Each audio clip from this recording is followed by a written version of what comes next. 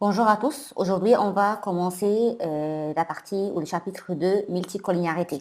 Si vous vous rappelez, nous avons dit au début que la multicollinéarité existe quand nous avons un modèle de régression multiple, quand on a plusieurs variables explicatives dans notre modèle. Le plan de ce chapitre, on va commencer par comprendre c'est quoi la nature de la multicollinéarité. Ensuite, quelles sont les sources principales de la multicollinéarité, quels sont les résultats de l'existence de multicollinéarité sur notre estimateur des coefficients, comment on peut détecter la multicollinéarité et enfin, on va étudier comment résoudre ce problème de multicollinéarité.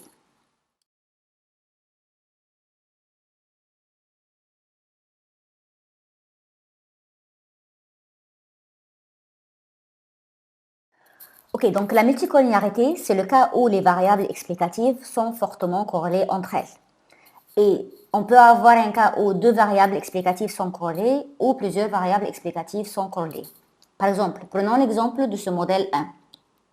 On régresse YI sur X1, X2, X3.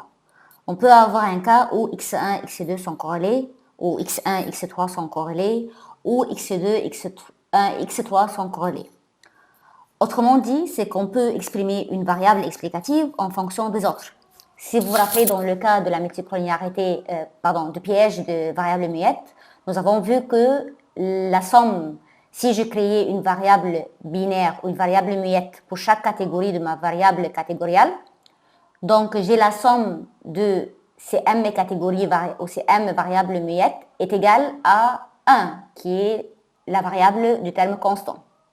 Donc ça, c'est un cas de multicollinéarité parfaite. Prenons un exemple avec plus de détails.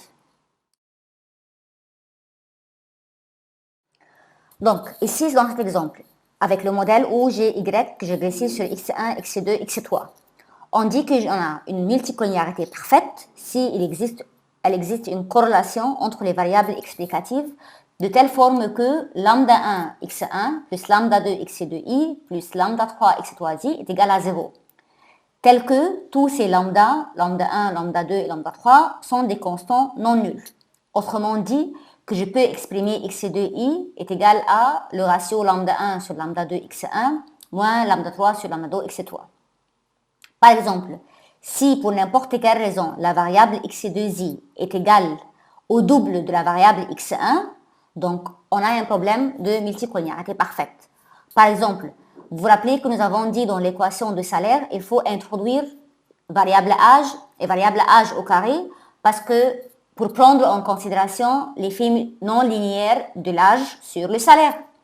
Si pour n'importe quelle raison, quand vous êtes en train de préparer votre base de données, au lieu de créer une variable âge au carré, vous avez créé une variable qui est le double de l'âge. Donc, dans votre modèle, vous allez inclure x1 qui est l'âge et x2 qui est âge au carré. Au lieu d'ajouter x2 âge au carré, vous avez ajouté le double de l'âge. Donc, là, c'est une faute que vous avez créée avec votre base de données, mais supposons que vous n'avez pas fait attention. Pour Stata, pour le modèle, vous avez x1 est égal âge, x2 est égal double âge. Donc, comme si x2 est égal 2x1. Ça, on l'appelle une multicollinéarité parfaite. Une multicollinéarité imparfaite, c'est que une variable peut être exprimée en fonction de une ou deux autres variables, mais avec un terme d'erreur ou un terme qui varie, comme dans notre exemple ici, epsilon i. Donc ici, si je peux exprimer x2i est égal à lambda 1 sur lambda 2 x1i moins lambda 3 sur lambda 2 x3i plus 1 sur lambda 2 epsilon i, et epsilon c'est un terme d'erreur qui varie d'une observation à une autre, là je dis que j'ai un problème de multicollinéarité imparfaite. Par exemple, comme je vous ai dit, si je vais inclure le salaire et le revenu, si le revenu est égal au salaire plus d'autres termes, et ces termes varient d'un individu à un autre, par exemple, si ils ont des dépôts à la banque, s'ils ont une terre qui leur donne une rente, si la personne reçoit un transfert de ses parents ou du gouvernement, donc il y a un terme epsilon i qui varie d'un individu à un autre. Donc dans ce cas, je peux dire que x2i et x1i, qui est le revenu et les salaires, elles sont corrélées, ces deux variables, mais elles ne sont pas parfaitement corrélées. Si la valeur de epsilon i diminue, donc là, on se rapproche d'une multicollinéarité imparfaite importante et là, j'ai un problème. Si par exemple, la majorité des individus ont seulement leur salaire comme revenu plus un transfert du gouvernement, donc ce montant est trop petit, donc la corrélation entre le salaire et le revenu est important, là, on a un problème de multicollinéarité imparfaite, importante. Si epsilon i est petite, donc dans ce cas, si epsilon i est importante, donc il y a une variation importante entre le salaire et le revenu, donc on dit qu'on n'a pas un problème on a un problème de multicollinéarité imparfaite, mais pas importante. Et j'insiste à répéter que la multicollinéarité existe, le problème c'est son importance.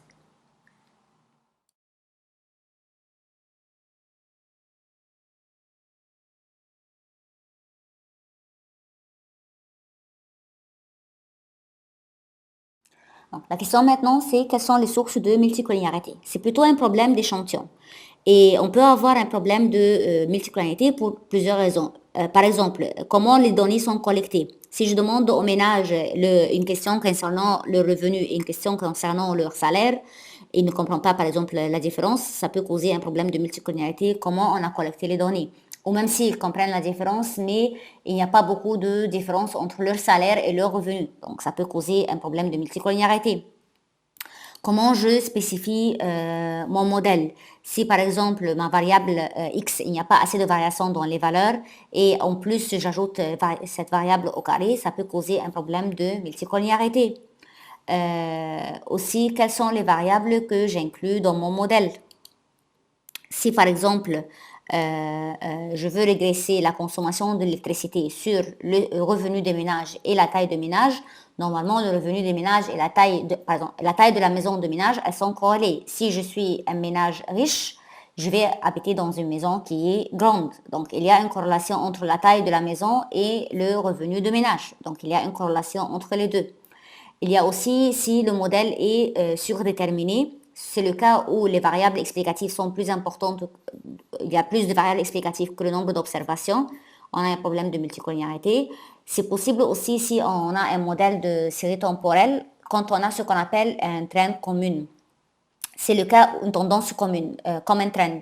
C'est le cas, par exemple, si je veux régresser la consommation sur le revenu, la fortune et la population dans un pays. Le revenu, la fortune, ce qu'on appelle wealth, ce qui est tout ce qui est des biens durables, par exemple, et la taille de la population, elles sont tous corrélées, elles vont augmenter ensemble ou diminuer ensemble. Ils ont une tendance commune. Ces variables ont une tendance commune.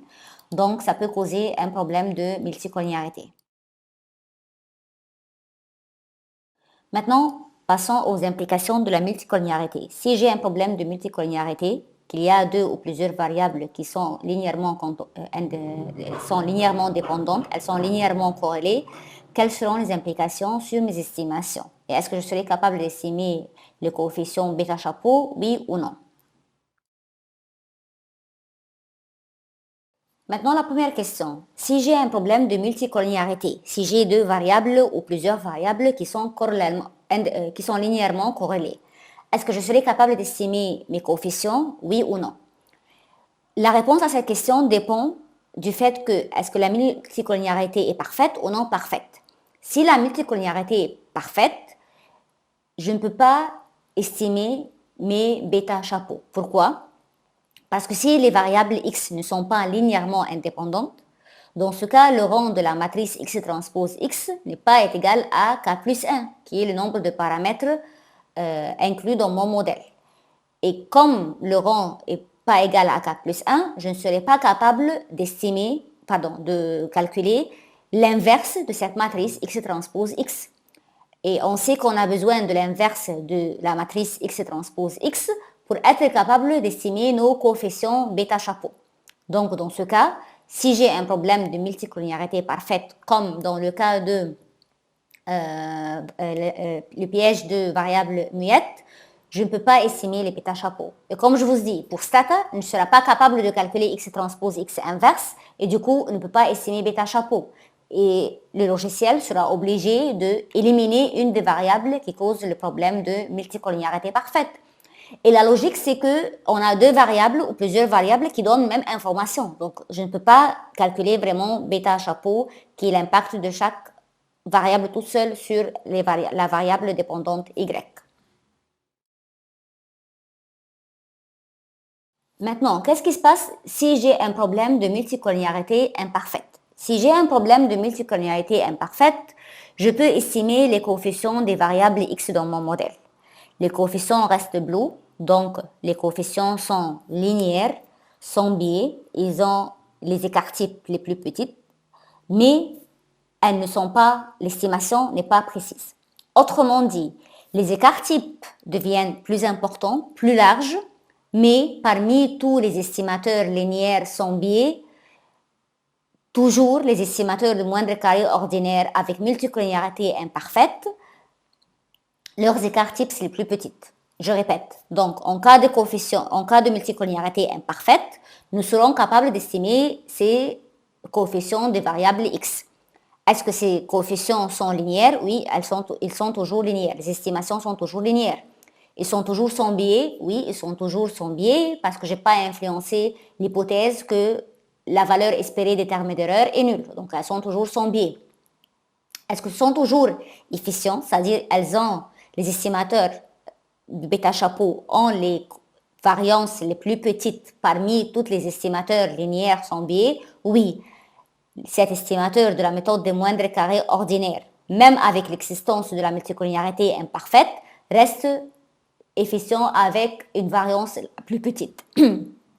Mais les écarts-types deviennent plus larges, c'est-à-dire les variances sont plus larges, mais elles sont toujours les plus petites parmi toutes les variances de tous les autres estimateurs linéaires sans biais. Donc, dans ce cas, on va avoir un problème de précision.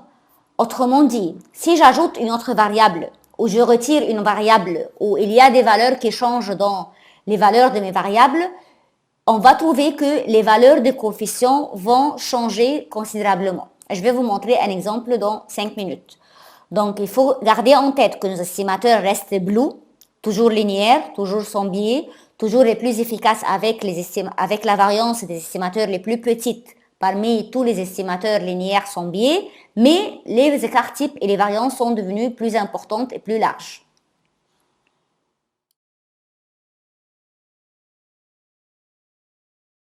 Donc, comme je vous ai dit, si j'ai un problème de multicollinéarité imparfaite, je peux estimer mon modèle parce que je peux trouver l'inverse de x transpose x moins 1 et je serai capable de estimer les coefficients de mon modèle bêta chapeau. Mais le problème, c'est que la variance devient plus importante, plus large. Donc, regardons ou rappelons-nous de l'équation ou la formule de la variance de bêta chapeau j. C'est la variance du terme d'erreur divisée par la somme des carrés de la différence entre la valeur de chaque variable, de cette variable x et j et la moyenne fois 1 moins r au carré j. Si vous vous rappelez, je vous ai dit r au carré j, c'est comme si le coefficient de détermination de la régression de la variable x et j sur toutes les autres variables explicatives dans mon modèle. Si r au carré j augmente, ce qui veut dire que je peux expliquer ma variable x et j par les autres variables explicatives, dans ce cas, le dénominateur 1 moins r au carré j diminue. Et si le dénominateur diminue, donc toute la valeur de la variance bêta chapeau augmente. Je répète, si j'ai un problème de multicollinéarité imparfaite, je serai capable d'estimer mes coefficients. Mais le coefficient de termination r au carré j que j'ai besoin pour la formule de la variance de bêta chapeau j, qui est le résultat de la régression de la variable x et j sur toutes les autres variables explicatives, devient plus grande. Étant donné la multicollinéarité, je suis capable d'expliquer la variation dans la variable x et j par la variation dans les autres variables explicatives. Et si le coefficient de détermination r au carré j devient plus important, donc le dénominateur 1 moins r au carré j devient plus petit. Et si elle devient plus petite, si le dénominateur devient plus petit, dans ce cas, la variance bêta chapeau j devient plus importante. Et comme je vous ai dit, la variance devient plus large. Et on a des estimateurs moins précis. En fait, même problème, on peut l'observer si on a ce qu'on appelle micro-nombre, ou faible nombre d'observations, ou ce qu'on appelle en anglais micronumérosité. Parce que si j'ai un nombre faible d'observations, la variation qui est le parenthèse xij moins x bar j au carré devient plus petite parce qu'il n'y a pas assez de variation. Comme la taille de l'échantillon n'est pas importante, je n'ai pas assez de variation dans les valeurs de ma variable xij, ce qui fait que le dénominateur de ma variable bêta chapeau j est grande. Donc, une question d'examen. Est-ce que le problème de multicollinéarité est l'autre face du problème de micronombre ou de micronumérosité? Oui, parce que les deux causent l'augmentation de la variance de la variable de l'estimateur de la variable bêta j.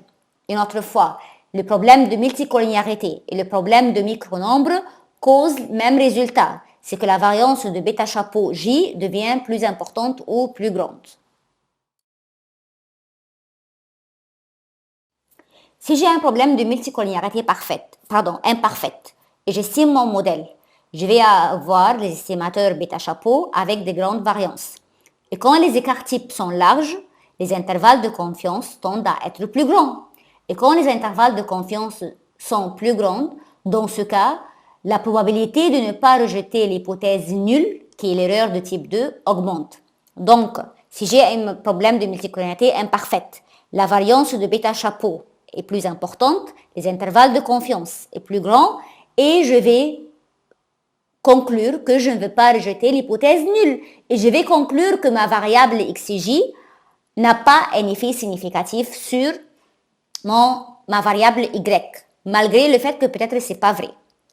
Je répète, si j'ai un problème de multicollinéarité imparfaite, on va avoir les estimateurs bêta chapeau, mais les écarts types sont larges. Quand les écarts types sont larges, les intervalles de confiance tendent aussi à être grands.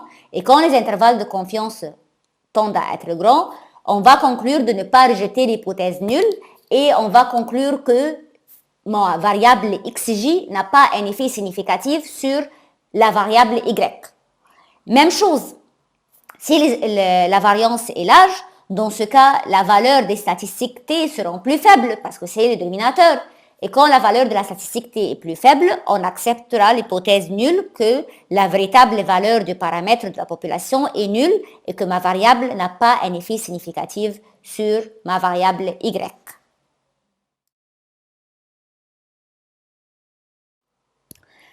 Si j'estime mon modèle avec un problème de multicollinéarité imparfaite, je vais avoir une variance large, des intervalles de confiance grands. On va conclure que notre variable explicative n'a pas un effet significatif sur la variable y. Et donc, une des implications du problème de multicollinéarité, c'est qu'on va obtenir dans nos résultats R au carré élevé, mais en même temps, les statistiques de t sont peu significatives. Donc, si on va estimer le test F, si on va faire le test F, on va rejeter l'hypothèse nulle que si tous les coefficients sont nuls. Donc, dans ce cas, si vous estimez un modèle avec stat et vous observez que R au carré a une valeur importante, ce qui veut dire que votre modèle explique, je sais pas, 80% de la variation de Y, mais en même temps, vous observez qu'il y a beaucoup de variables explicatives qui ne sont pas significatives, là, il faut penser qu'il y a un problème de multicollinéarité. Et la logique, c'est que toutes les variables ensemble arrivent à expliquer la variable, toutes les variables x, la variation des variables x tout ensemble arrive à expliquer la variation de ma variable dépendante y. Mais on n'arrive pas à estimer l'effet de chaque variable toute seule, tout simplement parce qu'elles sont corrélées. C'est pour cela que R au carré est importante, que j'arrive à bien expliquer la variation de y, mais je n'arrive pas à trouver l'effet significatif de chaque x toute seule sur ma variable y. Une autre implication du problème de multicollinéarité imparfaite, que nous allons trouver que les estimations de bêta chapeau et les écarts types deviennent très sensibles pour n'importe quel changement dans les données. Regardons l'exemple suivant. Regardons cet exemple. J'ai une variable y et j'ai deux variables explicatives, x2 et x3. Je regresse y chapeau sur x2, x3. Vous allez trouver les estimations, les valeurs, le coefficient estimé de x2, c'est 0.4463.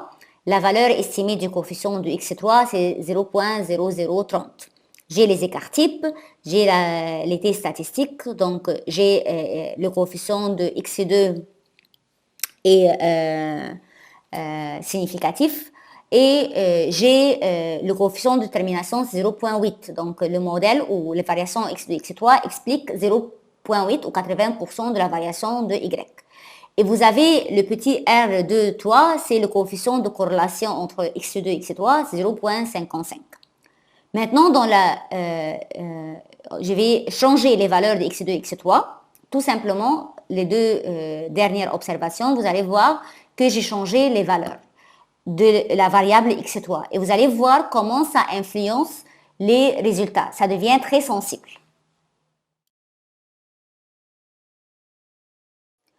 Quand nous avons changé les valeurs de x3 et x2, précisément pour la ligne 3, vous avez x3, la valeur maintenant c'est 0, et ligne 4, la valeur de x3 c'est 12, c'est l'inverse de ce qui était avant. Vous voyez que le coefficient de corrélation R2-3 a changé de 0,55 à 0,82, ce qui veut dire que la corrélation entre les deux variables x2 et x3 a augmenté. Vous allez remarquer aussi que les estimations des coefficients de x2 et x3 a changé. Et maintenant, j'ai aucune variable explicative significative. Donc, même x2, maintenant, étant donné la valeur de t statistique, je peux conclure que x2 n'a pas un effet significatif sur y. Donc, vous voyez que même le simple changement dans les valeurs de x3 pour deux observations a fait changer les résultats.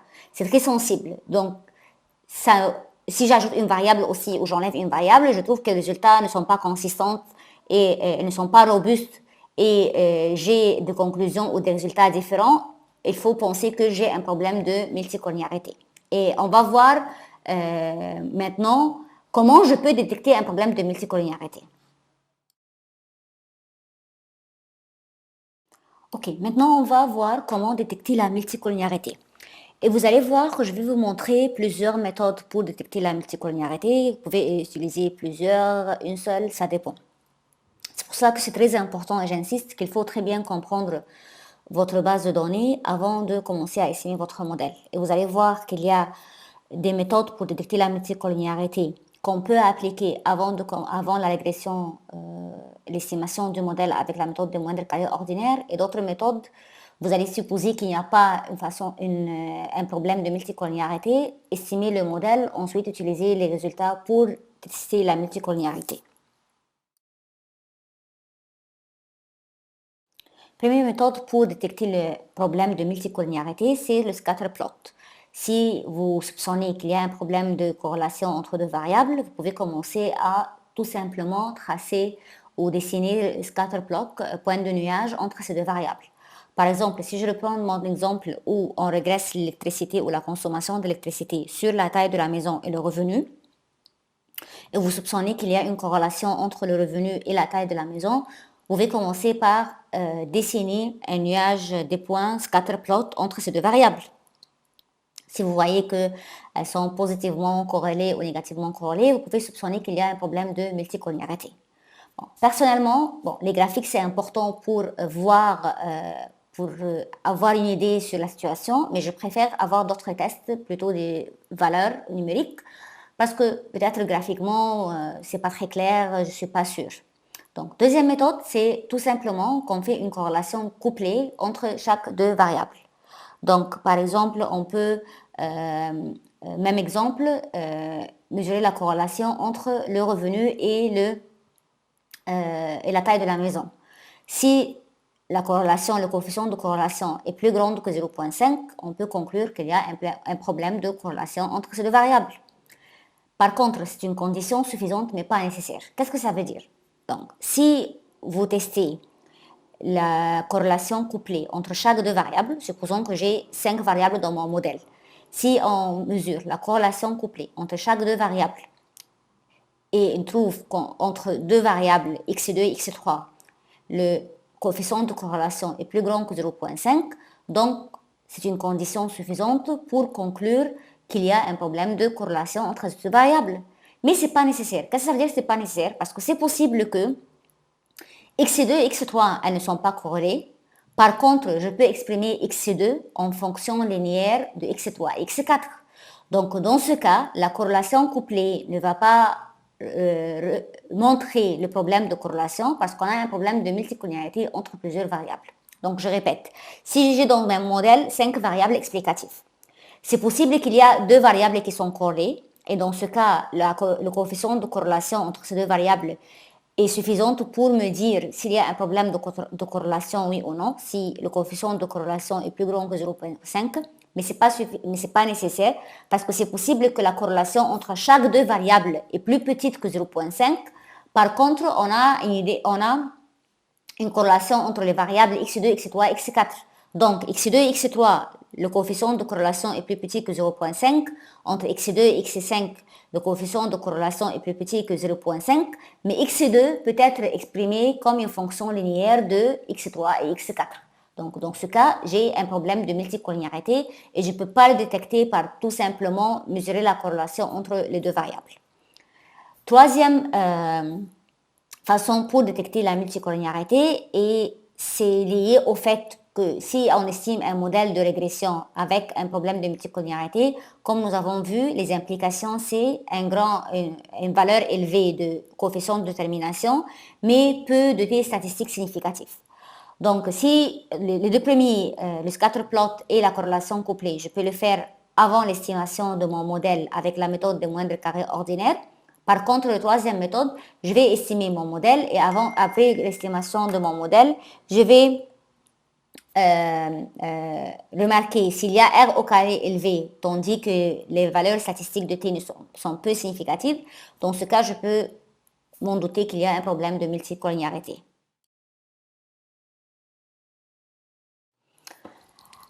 Une autre méthode pour détecter le problème de multicollinéarité, c'est ce qu'on appelle facteur d'inflation de la variance, ou en anglais Variance Inflation Factor, VIF. Donc, cette mesure me permet de mesurer la rapidité avec laquelle les variances et les covariances augmentent. Qu'est-ce que ça veut dire? VIF, ou le facteur d'inflation de la variance, c'est le ratio 1 divisé par 1 moins le coefficient de détermination de J. Si vous vous rappelez de l'équation, de la formule de la variance de coefficient bêta J, c'est égal à ce ratio 1 divisé par 1 moins R au carré J fois sigma au carré, qui est la variance de terme d'erreur, divisé par la variation de la variable xj. Donc, c'est cette partie de la variance de bêta chapeau. Et du coup, si cette valeur augmente, la variance de bêta chapeau augmente. C'est pour cela qu'on dit que VIF mesure la rapidité avec laquelle les variances et les covariances augmentent. Et je vais vous montrer un exemple numérique tout de suite. Donc, règle de base, si VIF est plus grand ou égal à 10, on peut conclure qu'on a un problème de multicollinéarité élevé. Gardez en tête qu'on calcule VIF pour chaque variable, et si je calcule les VIF pour 3 variables qui sont dans mon modèle et il y a des écarts entre les valeurs des VIF, donc il y a des VIF qui sont plus petites que 10, autres plus grands que 10, donc celle qui est plus grande que 10 me permet de conclure quelles sont les variables qui causent le problème de multicollinéarité. Parce que comme j'ai dit, je répète, si j'ai 5 variables explicatives, c'est pas nécessairement que les 5 variables causent le problème de multicollinéarité. C'est peut-être 2 variables ou 3 variables. Donc VIF est calculé pour chaque variable et me permet de déterminer laquelle des variables cause le problème. Et en fait, j'insiste que le R au carré J, je répète, c'est le coefficient de détermination de la régression de la variable xj sur les autres variables explicatives.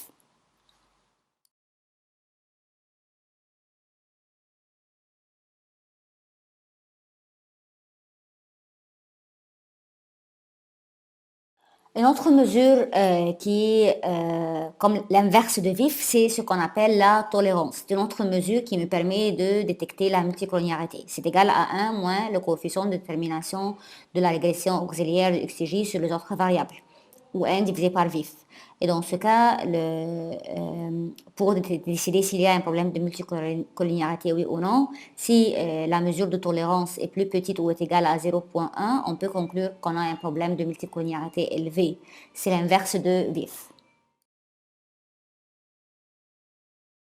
Autre méthode pour détecter le problème de multicollinéarité, c'est ce qu'on appelle régression auxiliaire. Donc, l'idée de cette méthode, c'est de régresser chaque variable xj sur toutes les autres variables explicatives pour, par exemple, si je régresse la consommation d'électricité, sur le revenu des ménages, sur le revenu, la taille de la maison, sur si le chef de ménage c'est un homme ou une femme, sur l'éducation du chef de ménage. Donc je peux régresser le revenu sur tous les autres ou ensuite régresser la taille de la maison sur tous les autres. Et je vais obtenir un coefficient de détermination R au carré J pour toutes les régressions. Ensuite, pour chaque coefficient de détermination, pour chaque régression auxiliaire, on va calculer la f statistique qui est égale au coefficient de détermination R au carré J divisé par le degré de liberté 1, qui est le nombre de paramètres dans la régression d'origine moins 2, divisé par 1 moins le coefficient de détermination divisé par le degré de liberté 2, qui est la taille de l'échantillon moins le nombre de paramètres dans la régression d'origine moins 2. La régression d'origine, qui est notre modèle d'origine Y régressif sur X1, X2, X3, X4, n'importe quelle régression. Si f est calculé pour chaque variable, pour chaque régression auxiliaire, je calcule cette f statistique. Si f est calculé plus grand que f tabulé, donc on peut conclure que x et j est corrélé avec les autres variables. Ensuite, on doit penser qu'est-ce que je vais faire avec cette variable x et j. Dernière méthode, c'est ce qu'on appelle test de Klein. Donc, pour ce test, on va calculer les coefficients de corrélation linéaire entre les différentes variables, entre chaque deux variables. Et je vais comparer. Si ce coefficient de corrélation est plus grand que le coefficient de termination de mon modèle, donc on peut conclure qu'il y a un problème de multicollinéarité. Par exemple, si je régresse la consommation d'électricité sur le revenu, la taille de ménage, si le chef de ménage est homme ou femme, l'éducation du chef de ménage. Et si je calcule le coefficient de corrélation linéaire entre le revenu et la taille de ménage, je vois que ce coefficient de corrélation RXI, XJ est plus grand que le coefficient de termination de la régression d'origine. Donc, je peux conclure que j'ai un problème de multicollinéarité.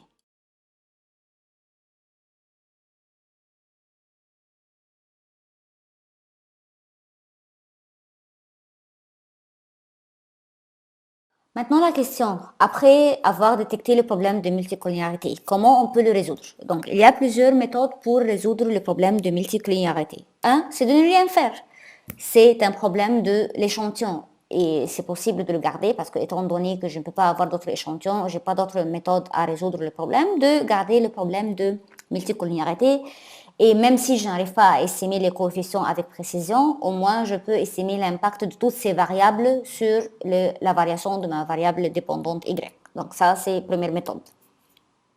Deuxième méthode, que parfois, dans quelques cas, on a des informations a priori qui nous permettent de comprendre le problème de multicollinéarité. Par exemple, si je régresse la consommation, par exemple, sur le revenu et la fortune. Et je sais que le revenu et la fortune sont corrélés. Donc, dans ce cas, je sais qu'il y a un problème de multicollinéarité. Si dans la littérature ou par autre travail, autre recherche qui me dit que le coefficient de la fortune est égal à 0,10 le coefficient de revenu. Donc, je sais la relation dans la population entre bêta 3, qui est le coefficient de la variable fortune, et bêta 2, qui est le coefficient de la variable revenu. Donc, dans ce cas, je peux remplacer bêta 3 par sa relation avec bêta 2 dans le modèle de régression et je peux réestimer le modèle avec cette transformation. C'est un peu l'idée comme dans le modèle avec contrainte et modèle sans contrainte. Quand nous avons voulu tester que alpha plus bêta est égal à 1, nous avons remplacé bêta par 1 moins alpha et nous avons retransformé le modèle et réestimé le modèle. Ensuite, on peut trouver les valeurs estimées de cette relation. Donc ça, c'est une façon. Deuxième façon pour résoudre le problème de multicollinéarité, c'est si je travaille avec une série chronologique ou une série temporelle, ou je travaille avec une coupe transversale ou coupe transinstantanée, je peux utiliser les deux ensemble, ce qu'on appelle pool de data. Par exemple, si je travaille, nous avons dit qu'on peut avoir une tendance commune dans les variables macroéconomiques. C'est-à-dire le PIB corrélé avec la taille de la population, corrélé avec les investissements. Donc, dans ce cas, au lieu de travailler sur une série chronologique pour un pays, je peux ajouter d'autres pays et essayer de voir, réestimer le modèle. L'idée, c'est de accroître la taille de l'échantillon. Donc, si j'ai une série chronologique pour 20-30 ans, je peux ajouter des coupes transversales et donc j'élargis la taille de l'échantillon, j'augmente la variation des variables et ça peut résoudre le problème de corrélation, de multicollinéarité, pardon. Par exemple, une autre option liée à ça, c'est le fait d'avoir une autre base de données ou de données supplémentaires. Dans quelques cas, c'est possible et dans quelques cas, c'est pas possible. Par exemple, si je vais régresser la note en économétrie sur votre genre, votre nombre d'heures d'études, votre mineur, si vous étiez bac littéraire ou maths, par exemple, et je vais collecter des informations pour cette année, c'est possible qu'il y ait un problème de multicollinéarité entre, par exemple, votre bac si c'était littéraire ou sciences ou maths avec votre mineur, par exemple. Donc, dans ce cas, ce que je peux faire, que je peux attendre pour collecter des informations pour chaque année. Donc, vous êtes coupe transversale, je vais faire avec série chronologique pour plusieurs années. Et comme ça, je vais avoir un échantillon plus important, plus large, ce qui me permet d'augmenter la variation dans la base de données. Mais c'est possible que je ne peux pas faire ça. Si par exemple, j'ai une base de données où je sais qu'il y a un problème de multicollinéarité, comment les données étaient collectées, je peux essayer de trouver une autre base de données qui me reflète les mêmes variables, mais une autre fois, c'est pas très facile de trouver les bases de données. Autre façon, c'est de abandonner ou éliminer la variable qui cause le problème de multicollinéarité. Le problème, si on fait ça, on cause ce qu'on appelle un biais de spécification, c'est-à-dire le modèle n'est pas correctement spécifié. Si par exemple la fortune influence la consommation et le revenu influence la consommation par la théorie et je décide d'éliminer une de ces deux variables, dans ce cas, on va avoir un problème qu'une des variables est éliminée dans le terme d'erreur. On a un problème de biais de spécification et ça va influencer aussi nos estimateurs d'une autre façon. On aura un problème d'homogénéité et on peut pas, c'est-à-dire on a résolu le problème de multicollinéarité, on a causé un problème de biais de spécification qui cause le problème d'homogénéité, qui cause le biais de coefficient et là on a causé un autre problème. Donc il faut faire aussi attention. Pas dernière façon, il y a plusieurs façons. C'est possible si deux variables sont corrélées aussi, je peux créer une troisième variable comme par la méthode de factor analysis ou par exemple créer une moyenne entre les deux, essayer de créer une variable qui groupe les deux, fortune par exemple et revenu, mais dans ce cas, j'ai résolu le problème de multicollinéarité, mais je n'ai pas l'effet de chaque variable toute seule. Autre façon, c'est de transformer les variables. Par exemple, si je sais que, étant donné la nature de ma base de données, le revenu et la fortune influencent la consommation, je peux prendre la première différence. Donc, au lieu de régresser le niveau de la fortune et le niveau de revenu, au lieu de régresser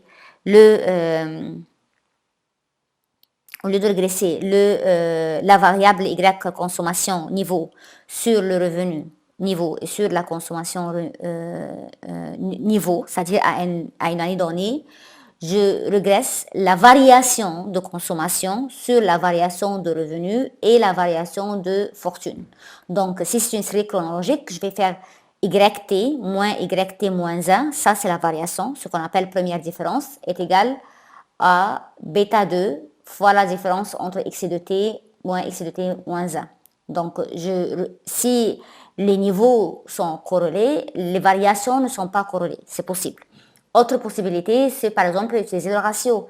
Si je régresse, par exemple, la consommation sur le PIB et la population, et je sais que le PIB et la population peuvent être corrélés, je peux diviser toute l'équation par la population. Donc, au lieu de régresser la consommation par le PIB et sur le PIB et sur la population, je régresse la consommation per capita, c'est-à-dire je divise la consommation sur la population et je la régresse sur le PIB per capita. Donc, je divise le PIB par la population.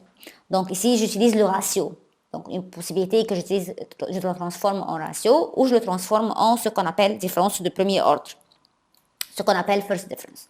Donc, ce sont les plusieurs façons d'estimer ce sont les différentes façons pour résoudre ce problème de multicollinéarité.